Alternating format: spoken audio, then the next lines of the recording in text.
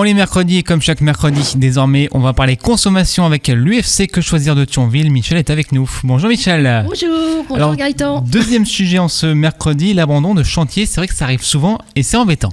Voilà, donc l'abandon de chantier. Donc, qu'est-ce qu'un abandon de chantier ? Vous avez sollicité une entreprise, de toute façon, pour faire des travaux dans votre habitation. Éventuellement un mur de clôture, un garage, etc.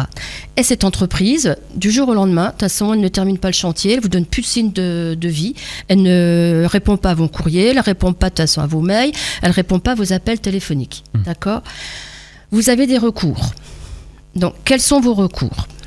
Avant, de toute façon, de faire un recours, de toute façon, devant un tribunal ou etc.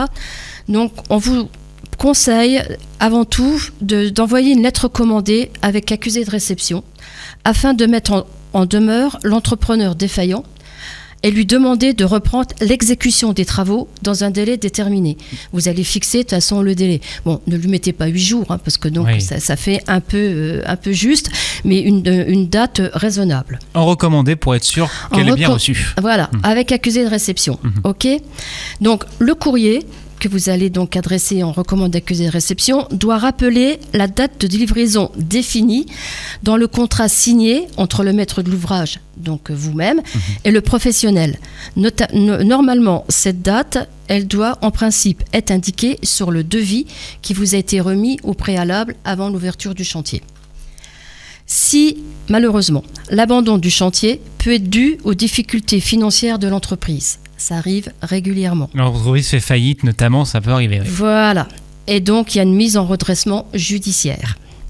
Donc, pour vérifier de toute façon cette situation, vous pouvez aller sur un site de toute façon qui s'appelle société.com.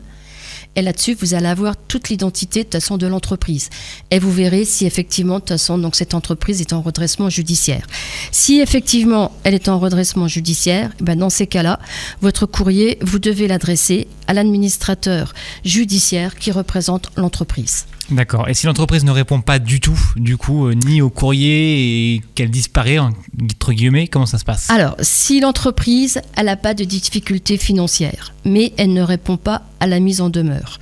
Donc, le maître d'ouvrage peut déposer une demande en référé auprès du tribunal compétent afin d'obtenir soit un jugement ordonnant à l'entreprise de finir les travaux sous astreinte. Donc une astreinte, c'est une obligation de payer une somme d'argent pour chaque jour de retard dans l'exécution d'un contrat. Soit pour faire constater l'abandon de chantier et obtenir ainsi l'autorisation de faire les travaux par une autre entreprise aux frais de l'entreprise défaillante. Voilà.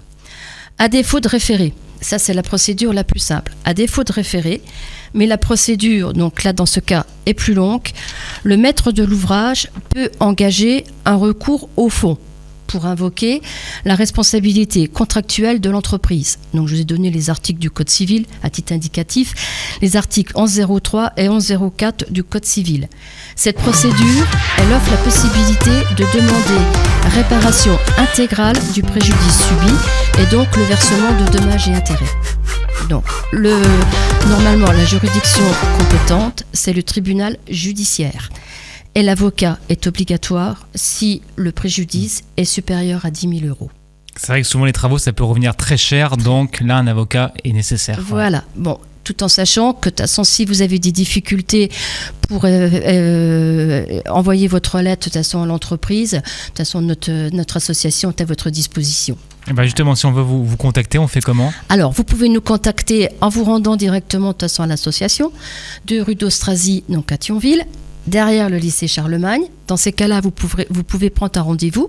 Vous serez reçu de toute façon par un conseiller tous les jours de la semaine de 14h de toute façon à 16h. Ou alors, vous nous contactez sur notre site mail, donc contact@thionville.ufcquechoisir.fr en nous demandant donc, de toute façon, donc un rendez-vous.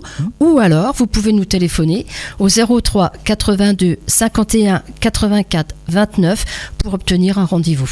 Parfait. Merci beaucoup Michel. À la semaine prochaine. À la semaine prochaine.